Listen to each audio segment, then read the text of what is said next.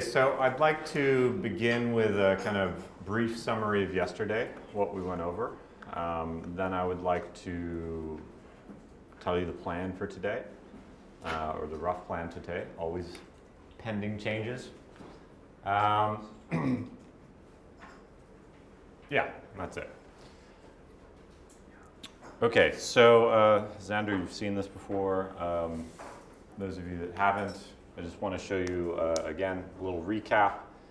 So here's an MVP that a real company put out. This is called, whoops, there we go. This is called Yokudo. So typical landing page like you've used yourself or many of you have seen before. This is, so logo's up here. Nice picture, join Yokudo, enter your email for early access, enter your email address here. This is an ABC test, right? So they're testing 3 different versions of the same page. This is version A. There's version B. And there's version C. Now, first question of the day. It's a little hard to see here, but you guys can kind of see it. Which version do you like better? Raise your hand if you like version A. Okay. Version B, you think converts better. Right. Version B, okay. We have to think which version better C. Or which we like better. Oh, which converts better? Which you think is a better business? And version C. Okay, so most of you like version B. I actually personally prefer this version because I would have thought it does seem a little dark here, which is maybe why less people like it in this particular context. But from a design perspective, I always like to follow the eye tracking, the typical eye tracking of a person. So first you look at the person's face, and then you generally look at what the person is looking at. Right, so this is actually pretty good from a design perspective from my point of view. However, you are correct, this one converts higher. This converts, if I recall correctly, Matthias told me he gets over a 25% conversion rate on this page. If she had a cat, it would be higher. If she had a cat, it would be higher, perhaps. No shirt. You are being recorded. I mean, that's the facts, right? Well, yeah, so that certainly is the fact, is that pictures of women generally tend to convert better than pictures of men. That's hardly a surprise, right? So, so I'll tell you for free that I don't have a huge amount of sample data on this, but from my personal anecdotal observations about early stage startup landing pages, I will tell you that over 20% conversion rate on just email sign up is generally very, very good. Okay, like less than 5%, it's pretty bad. Somewhere in the middle, it's a little bit iffy, depends on your value proposition, but over 20% is generally very good, and I'm like, wow, you guys are doing great. So this has 25% sign-up rate. What do you think of this company? Do you guys want to join up? Do you want to invest? No idea what they do. Headphones. Yeah, thought headphones as well. Yeah, no idea what they do. So what does that tell you about the prospects of the company? Not really good. Not really good. Not very good, right? Why are people signing up to this page at 25% conversion rate? Because they like to go. I guess so. Do they sell headphones? Is this a dating website? No idea. Probably something with music. Probably something with music, but sadly it has absolutely nothing to do with music. It's actually a social news aggregator. So pretty much as far removed from what you were thinking as possible. I think the reason they just all have headphones is because this is just stock photography and they happen to find 3 pictures with headphones in them. I think that's pretty much the only reason. Now, if your goal in running this test was to get as many email signups as possible, or to determine if people click on pictures of men more than pictures of women, something like that, then this would be a successful test. As is, these guys, Yokudo, who I know, they sat next to me, actually launched their product. They managed to collect thousands of emails to sign up. But when they actually launched their product, pretty much nothing happened. Okay, the product died very quickly. Now, that's not because these guys were dumb. They're not dumb. Matthias is an extremely intelligent person. I know him quite well. But became just simply because they fell into some of the traps we were talking about last night. And don't worry, wait for it. I will bring this back to internationalization.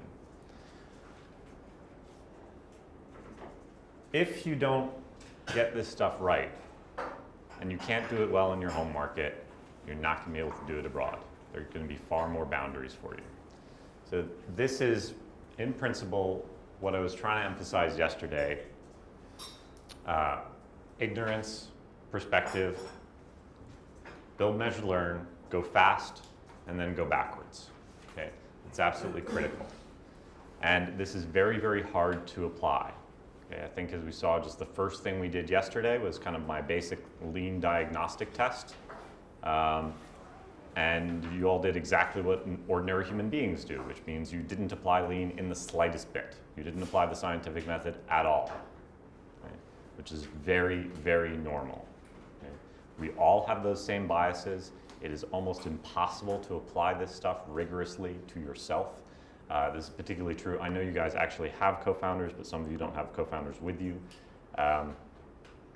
This stuff is really, really hard. It seems very simple. The principles are very simple. It's very hard. I used to work with Janice Fraser, who is kind of famous. She was the first person to found a UX, user experience consultancy called Adaptive Path. It was the first one, I think. She's very good. She's right now the director of innovation at Pivotal Labs. I attended a kind of accelerator type thing. It's not exactly an accelerator, but I attended a 8-week program with Janice with a startup. Startup I put together, not because I was really interested in the business, but because I really wanted to take the course. So I assembled a team in like 9 days, and we all took the course together.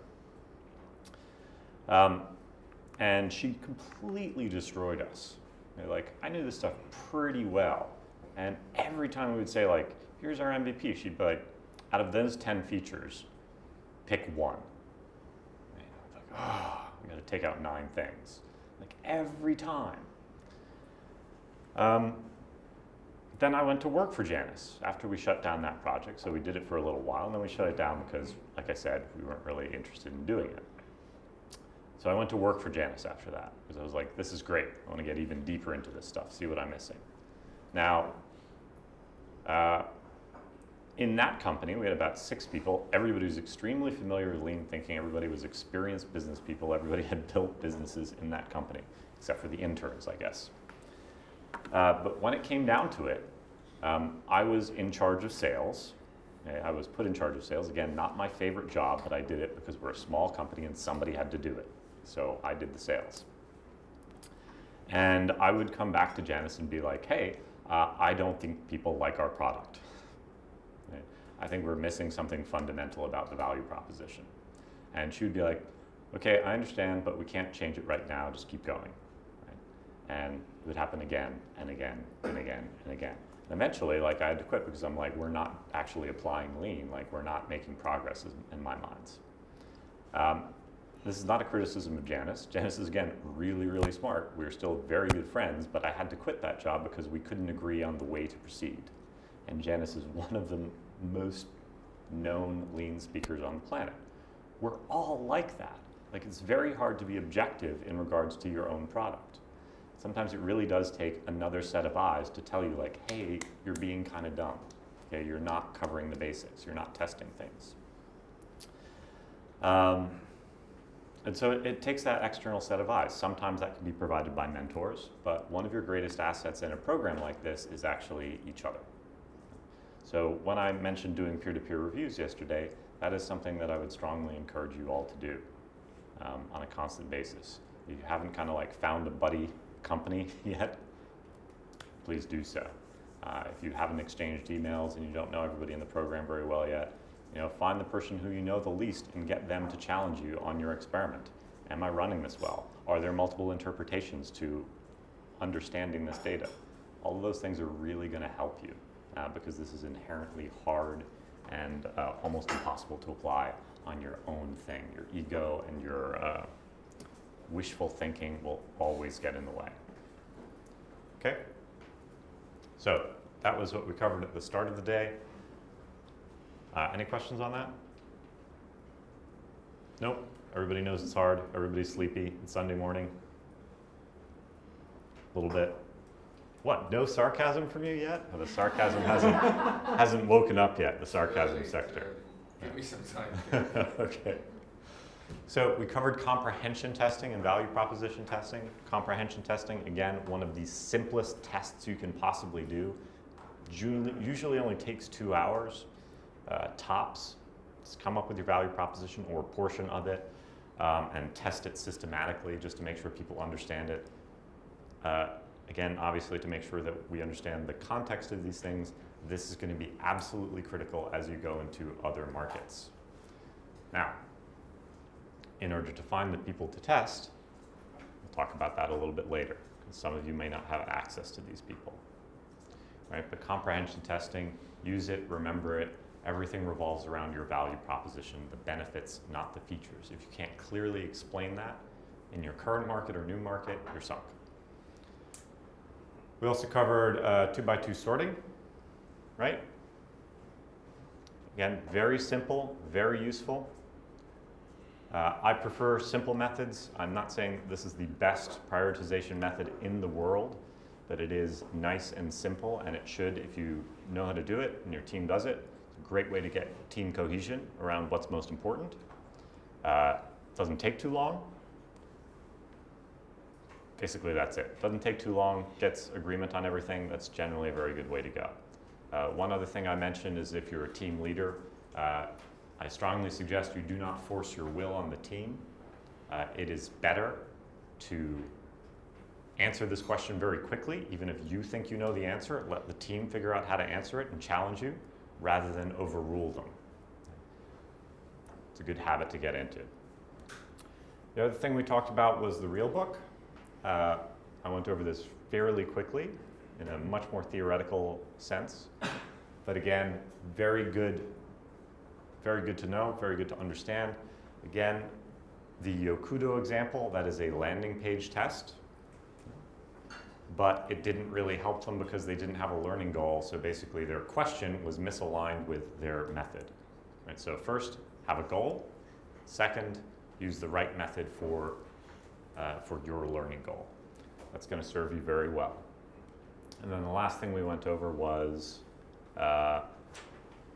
B2B sales, right? Complex sales. Now, for the most part, you guys know all the different buyer types. You maybe haven't internalized yet, but you know them. This is a good way to fill this out and see how your sale is going. I do suggest you have these fields in your CRM so you can check and double check. Again, this is going to be really important as you scale up your sales team. If you're going to scale up to international partners, hopefully you're all going to share a CRM. And you need to be able to realistically see and judge whether or not they're doing their jobs. If they know who all these people are in the sale, you can have some high confidence that they're actually doing things right and progressing. If they don't know, or if it doesn't line up with your experience in your local market, then you should at least be asking questions like, is the sales process fundamentally different? Like maybe there isn't a technical buyer in the foreign market, or are they just not doing their jobs very well? Are they clueless? Another thing, frankly, I like to ask when I'm talking to new salespeople is I ask them to describe a sale, and if they don't need to use these exact words. You know, sometimes the evangelist is called the champion. Sometimes technical buyer and gatekeeper are lumped into the disapprovers category, like people who can say no but can't say yes. Terminology is not important, but I want to know that the salespeople have some sort of systematic way of thinking about the different roles in sales. And we went over a lot of stuff on this. Okay, why do you think I went over this? Like, what does this have to do with internationalization, or not internationalization, going global?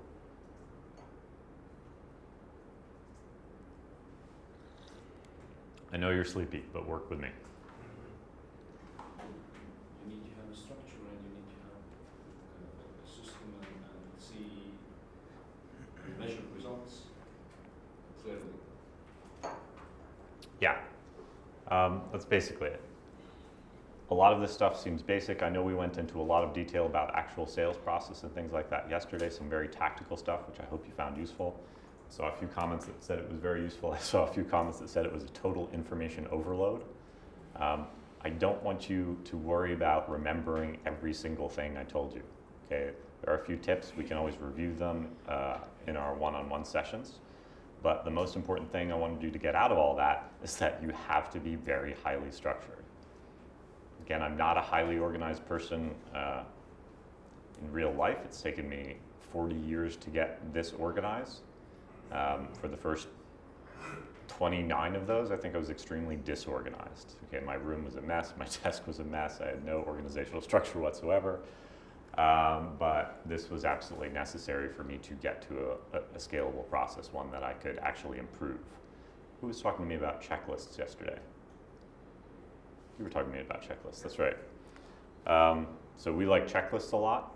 A lot of people, if you present them with like a long checklist, they kind of freak out and be like, I'm just gonna wing it. That kind of works sometimes, particularly if you have a lot of natural talent in the area. But if you don't have a lot of natural talent in the area, or you actually wish to excel, not just be talented, but excel at something, you have to be incredibly disciplined. The only way you can improve your process is to have a process. I don't think you should copy and paste my process. I don't think you should use my templates. I have made them available to you guys. I sent the links to Callum. So I believe he will send them out a little later this afternoon, so you can feel free to look at them. But I would seriously suggest you don't start there. I would take that and maybe strip out the main headers and start there. Build your checklist over time. It's going to be different for you than it is for me. Okay? So start very simply with a very simple checklist, like maybe 3 or 4 things you got to remember, and then add on to that. Because if you start with my template and you try and go into a sales conversation, it's kind of like, if I ask Usain Bolt to teach us how to run really fast, and he starts talking about like, well, first thing you got to do is you got to lift the back of your foot, and then you got to bend the arch of your foot to about like a curve of x to the second. Like, that's not going to be very useful. Like, you should just start running and just fix one thing at a time. Okay? That's it. Otherwise, you're just going to stumble over your own feet. So don't make it too complicated. Have a structure, know how to improve it. Any questions on this from yesterday? I know that was a lot of information. No?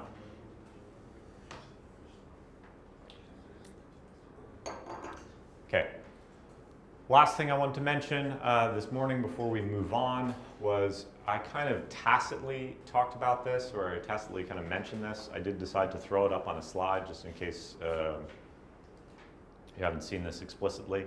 I have pretty much stolen this from somebody else. I can't remember who, but I have a link somewhere. These are the rough segments that people generally target. Now, you got a lot of different people. I've been mostly talking from the perspective of complex sales yesterday. Now, complex sales, high-touch sales, right?